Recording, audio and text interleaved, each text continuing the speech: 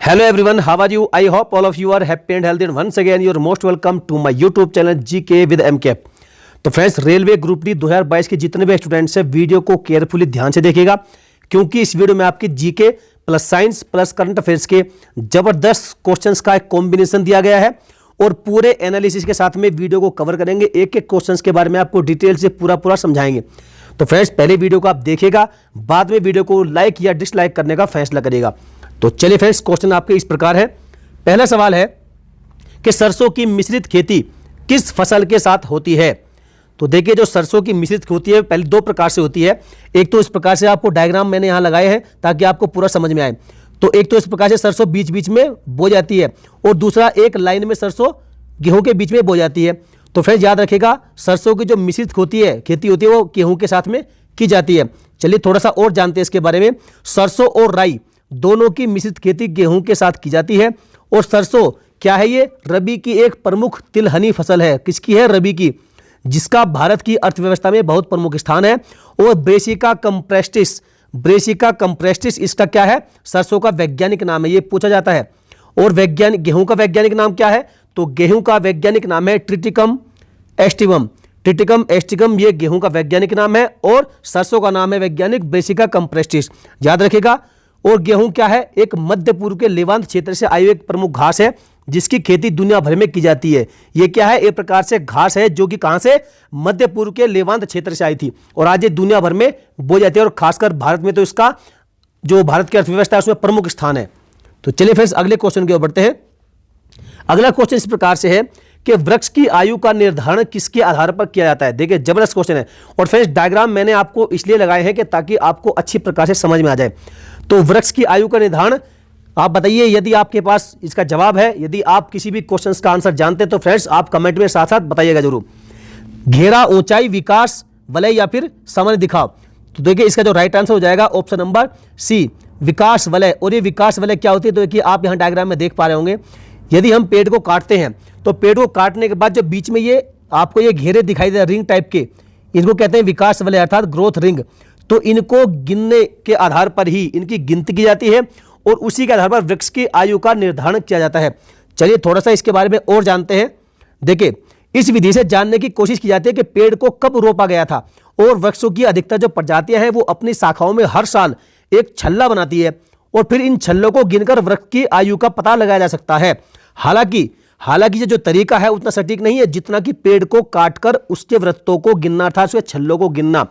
लेकिन फ्रेंड्स, यदि आपको पूरा इसके बारे में जानकारी हासिल करें तो आपको पेड़ काटना पड़ेगा और हम बिना पेड़ को काटे भी एक तरह से अनुमान लगा सकते हैं उसके छल्लों को गिन करके। चलिए आगे बढ़ते हैं। अगला क्वेश्चन है क्वेश्चन नंबर 3 के कैमरे का कौन सा भाग आंख की रेटिना की तरह काम करता है? फिल्म, शटर, डायफ्राम या फिर अपर्चर। तो देखिए, इसका राइट आंसर है ऑप्शन नंबर ए, फिल्म। जो फिल्म होती है जिसे हम क्या कहते हैं, आम भाषा में हम इसे रील कहते थे, ये आपकी रील है और यही फिल्म कहलाती है। तो यही जो है कैमरे का यही भाग है फिल्म, जो आंख की रेटिना की तरह काम करती है। कैसे करती है चलिए जानते हैं। तो देखिए, जिस तरह से आंख की रेटिना पर वस्तु का क्या बनता है? प्रतिबिंब बनता है, उसी तरह से कैमरे की फिल्म पर, जिसे हम रील कहते हैं, उस पर भी वस्तु का प्रतिबिंब बनता है और इसे आम भाषा में हम रील कहते थे। जबकि इसका असली नाम क्या है? इसका असली नाम है फिल्म और इसी पर वस्तु का प्रतिबिंब बनता है। कैमरे की यही जो फिल्म होती है ये आंख की रेटिना की तरह ही कार्य करती है। आपसे कई बार विकल्प ये दिया जाएगा कि कैमरे की जो फिल्म है वो किसकी तरह कार्य करती है, तो वो आंख की रेटिना की तरह काम करता है। और आंख की रेटिना पर वस्तु का प्रतिबिंब कैसा बनता है? तो ये वास्तविक और उल्टा बनता है। ये भी याद रखिएगा, जो आंख की रेटिना होती है उस पर जो वस्तु का प्रतिबिंब बनता है वो वास्तविक बनता है और उल्टा बनता है। चलिए आगे बढ़ते हैं अगले क्वेश्चन की ओर। क्वेश्चन नंबर 4 है, करंट का क्वेश्चन है। भारत की तजामुल इस्लाम ने किस चैंपियनशिप में स्वर्ण पदक जीता है? मोस्ट इंपोर्टेंट क्वेश्चन ये आपकी तजामुल इस्लाम जी, और इसने जीता है विश्व किक बॉक्सिंग चैंपियनशिप में स्वर्ण पदक। जानते हैं तजामुल इस्लाम के बारे में और अधिक। तो देखिए, भारत की ये 13 वर्ष की खिलाड़ी है, 13 वर्ष से खिलाड़ी है तजामुल इस्लाम और इन्होंने काहिरा मिस्र में, कहां पर? काहिरा मिस्र में आयोजित विश्व किक बॉक्सिंग चैंपियनशिप में गोल्ड मेडल जीता है और फाइनल मुकाबले में इन्होंने अर्जेंटीना की ललीना को पटकनी दी है, इसको हराया है। और ये उत्तर कश्मीर के बांदीपोरा जिले से बिलोंग करती है। कहां से? बांदीपोरा से। चलिए फ्रेंड्स, मोस्ट इंपोर्टेंट क्वेश्चन याद रखिएगा। अगला क्वेश्चन है कि कैमरे में किस प्रकार के लेंस का उपयोग किया जाता है? तो देखिए कैमरे में लेंस कौन सा उपयोग होता है, आपका उत्तल लेंस, जिसे हम कॉन्वेक्स लेंस कहते हैं, इसका प्रयोग किया जाता है कैमरे में। अगले क्वेश्चन की ओर बढ़ते हैं। अगला क्वेश्चन है क्वेश्चन नंबर 6, स्त्रियां बच्चे को पैदा करते समय कौन सा हार्मोन स्रावित करती है? ये क्वेश्चन मोस्ट इंपोर्टेंट है साइंस के दृष्टिकोण से। एस्ट्रोजन, टेस्टोस्टेरोन, रिलैक्सिन या फिर प्रोलैक्टिन? तो इसका राइट आंसर है ऑप्शन नंबर सी, रिलैक्सिन नाम का हार्मोन होता है जो स्त्रियां बच्चे को पैदा करते समय स्रावित करती है। अब इस हार्मोन से होता क्या है यहां पर देखिए। तो फ्रेंड्स, यह हार्मोन महिलाओं के लिगामेंट्स को नरम और चौड़ा बना देता है, जिससे बच्चा पैदा करने में काफी महिलाओं को मदद मिलती है और दर्द भी कम होता है। और जो रिलैक्सिन हार्मोन होता है, ये अंडाशय ग्रंथि, जिसे हम ओवरीज ग्लैंड कहते हैं, इससे स्रावित होता है। ये भी याद रखिएगा, पूछा जाता है कि रिलैक्सिन हार्मोन अंडाशय किस ग्रंथि से स्रावित होता है? तो याद रखिएगा अंडाशय ग्रंथि से। और ये जो अंडाशय ग्रंथि होती है, ये केवल महिलाओं में पाई जाती है, जो कि मादा यौन हार्मोन एस्ट्रोजन और प्रोजेस्टेरोन बनाता है। याद रखिएगा किसमें? महिलाओं में पाई जाती है अंडाशय ग्रंथि, ओवरीज ग्लैंड। नेक्स्ट क्वेश्चन है कि किस विटामिन को सनशाइन विटामिन भी कहते हैं? तो वह विटामिन आपका डी, विटामिन डी को हम क्या कहते हैं? सनशाइन विटामिन भी कहते हैं। और देखिए विटामिन डी कहां से? सूर्य से प्राप्त होता है, आप जानते हैं। और इसका रासायनिक नाम क्या है? इसका रासायनिक नाम है कैल्सीफेरोल। विटामिन डी की कमी से क्या होता है? रिकेट्स नामक रोग हो जाता है। चलिए आगे बढ़ते हैं। क्वेश्चन नंबर 8 है कि कवकों का प्रयोग किसके लिए किया जाता है? खाद्य पदार्थ के रूप में? यस। अल्कोहल के रूप में? यस। ब्रेड बनाने में? यस। तो इसका मतलब इसका right answer option number D, उपयुक्त सभी में इसका प्रयोग किया जाता है। किसका? कवकों का। नेक्स्ट क्वेश्चन है कि पुस्तक accelerating India 7 years of Modi government, इसके लेखक कौन है? देखिए फ्रेंड्स, ये करंट का क्वेश्चन है, मोस्ट इंपोर्टेंट है, याद रखिएगा, ये आपसे पूछा जा सकता है। तो इसके राइट आंसर क्या है? इसका राइट आंसर जाएगा ऑप्शन नंबर बी, के.जे. अल्फोंस। और ये है आपकी कौन सी पुस्तक? Accelerating India 7 years of Modi government. जानते हैं इसके बारे में और भी डिटेल से। देखिए इसका राइट आंसर हो जाएगा के.जे. अल्फोंस, और ये है के.जे. अल्फोंस जी, और ये हमारे प्रधानमंत्री जी। तो अगस्त 2021 को उपराष्ट्रपति एम वेंकैया नायडू ने accelerating India 7 years of Modi government पुस्तक का विमोचन किया था। और इस पुस्तक के लेखक पूर्व केंद्रीय मंत्री एवं राज्यसभा सदस्य के.जे. अल्फोंस है। इस पुस्तक में 7 वर्षों में भारत की सुधार यात्रा के विभिन्न पहलुओं का उल्लेख किया गया है। चलिए मोस्ट इंपोर्टेंट करंट का क्वेश्चन है, आगे बढ़ते हैं। अगला क्वेश्चन है कि 2021 में आरबीआई का कौन सा स्थापना दिवस मनाया गया? तो देखिए फ्रेंड्स, आप जानते हैं कि आरबीआई की स्थापना कब हुई थी? 1935 में हुई थी। और अब चल रहा है आपका 2021। तो आप 2021 में से यदि आपको मालूम है 1935 तो घटाइएगा तो कितना बचेगा? 86 बचेगा। तो right answer option number A, 86वां स्थापना दिवस मनाया गया है आरबीआई का। चलिए जानते हैं थोड़ा सा आरबीआई के बारे में। देखिए आरबीआई के फुल फॉर्म में रिजर्व बैंक ऑफ इंडिया। स्थापना हुई थी 1 अप्रैल 1935 को। हेडक्वार्टर इसका मुंबई में है। राष्ट्रीयकरण इसका हुआ था 1949 में, यहां कंफ्यूजन होता है। देखिए स्थापना हुई थी 1935 में और राष्ट्रीयकरण हुआ था इसका 1949 ईस्वी में। और इसके प्रथम गवर्नर थे ओसबोर्न स्मिथ। प्रथम भारतीय गवर्नर थे इसके सी.डी. देशमुख जी। और वर्तमान में गवर्नर कौन है? शक्तिकांत दास जी, जो कि 25वें नंबर के हैं। और भारत के सभी बैंकों को आरबीआई ही रेगुलेट करता है, कंट्रोल करता है। इसलिए आरबीआई को क्या कहते हैं? बैंकों का बैंक भी कहते हैं। चलिए आगे बढ़ते हैं। अगला क्वेश्चन है, बीसीसीआई भ्रष्टाचार निरोधक इकाई एंटी करप्शन यूनिट के नए प्रमुख कौन बने हैं? मोहम्मद अली खान, शब्बीर हुसैन सखादम खंडवाला, मुख्तार अब्बास नकवी या फिर जेफरी डेविड उलमैन? तो इसका राइट आंसर है option number B, Shabbir Hussain Shekhadam Khandwala. जानते हैं थोड़ा सा और इसके बारे में। तो देखिए बीसीसीआई, इसकी फुल फॉर्म क्या है? Board of control for cricket in India, भारतीय क्रिकेट नियंत्रण बोर्ड। और भारत में क्रिकेट मैच कौन कराता है? बीसीसीआई ही रेगुलेट करती है। और स्थापना हुई थी उसकी 1928 ईस्वी में। मुख्यालय इसका मुंबई में है। और वर्तमान में अध्यक्ष है सौरभ गांगुली, जो कि 39वें नंबर के अध्यक्ष हैं। और इसके सचिव हैं जय शाह, जो कि किसके? अमित शाह जी के सुपुत्र हैं। ऑप्शन नंबर बी, 1/3 1/3 जो मेंबर होते हैं वो प्रत्येक 2 वर्ष के बाद में राज्यसभा के सदस्य जो हैं क्या होते हैं?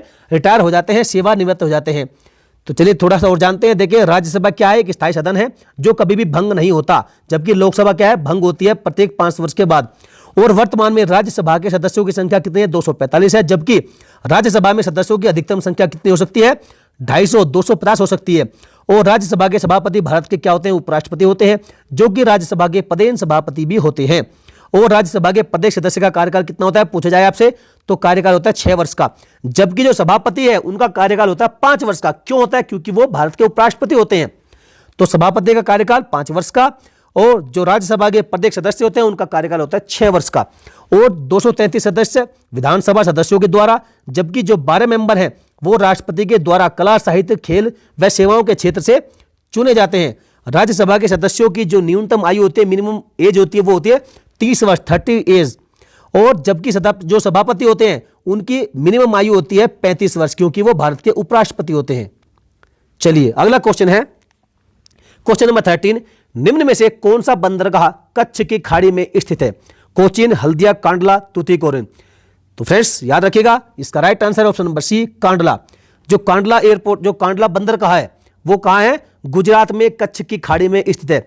और देखिए ये आपके सामने यहां इंडिया का मैप है और ये आपकी कच्छ की खाड़ी।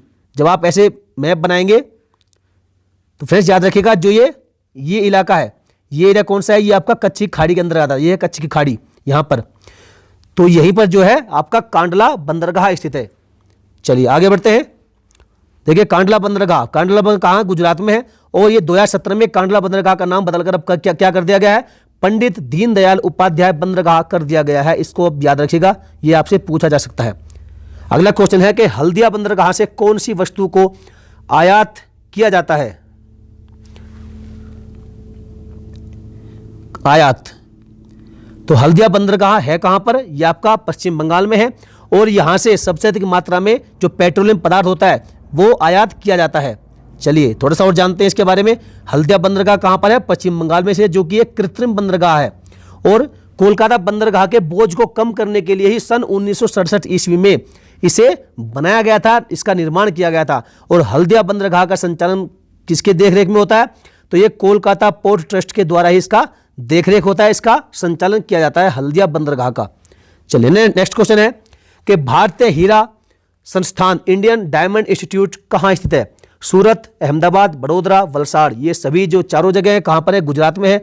लेकिन इसका राइट आंसर है ऑप्शन नंबर ए, सूरत में है। कौन सा? आपका भारतीय हीरा संस्थान। कहां पर है ये? गुजरात के सूरत में। और ये इसकी स्थापना हुई थी सन 1978 ईस्वी में। चलिए आगे बढ़ते हैं। अगला क्वेश्चन है क्वेश्चन नंबर 16, हाल ही में कौन बल्लेबाज किसी अंतरराष्ट्रीय मैच में एक ओवर में 6 छक्के लगाने वाला विश्व का तीसरा बल्लेबाज बन गया है? Chris Gayle, Kieron Pollard, Aaron Finch या फिर ग्लेन मैक्सवेल। तो राइट आंसर है option number B, Kieron Pollard. चलिए थोड़ा सा और जानते हैं इसके बारे में। 4 मार्च 2021 को वेस्टइंडीज के बल्लेबाज कैरन पोलार्ड ने यह उपलब्धि श्रीलंका के विरुद्ध T20 मैच में हासिल की है। उन्होंने 6 गेंदों पर 6 छक्के किसके? श्रीलंकाई स्पिनर अकेला धनंजय की गेंदों पर लगाए हैं।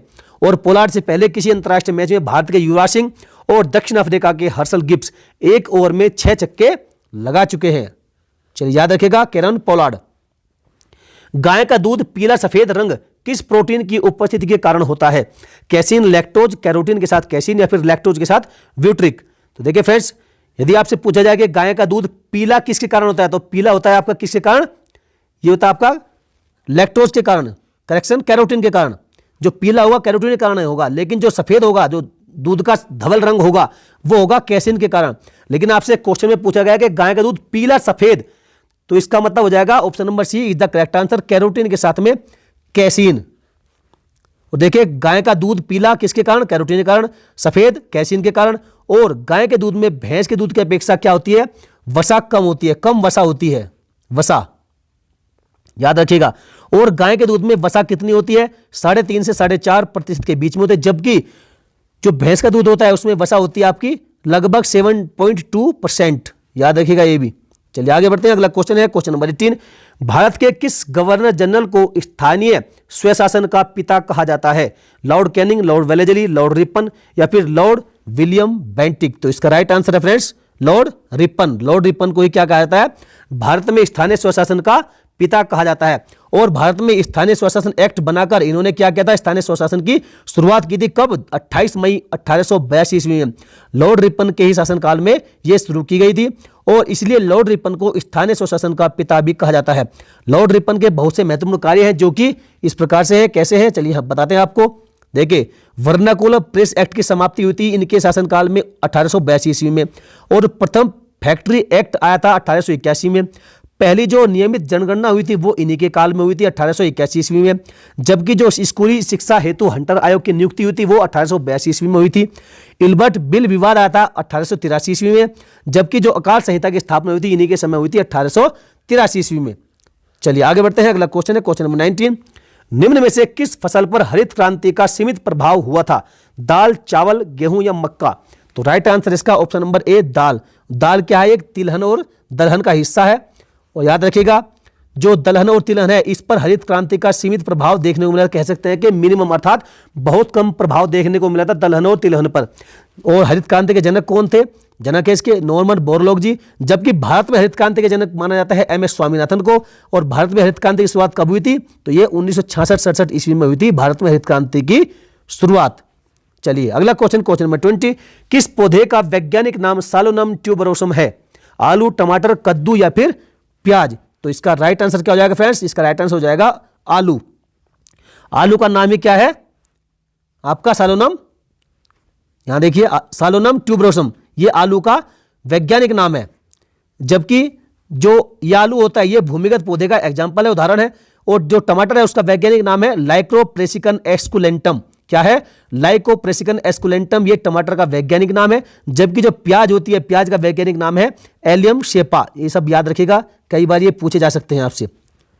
तो फ्रेंड्स वीडियो आपको कैसे लगी, क्वेश्चन आपको कैसे लगे? यदि क्वेश्चन में दम लगाओ, वीडियो अच्छी लगी तो फ्रेंड्स वीडियो को लाइक जरूर करिएगा और अपने सभी दोस्तों में इसको शेयर कर दीजिएगा। यदि आपके पास कोई सुझाव है तो फ्रेंड्स हमें कमेंट करके जरूर बताइएगा।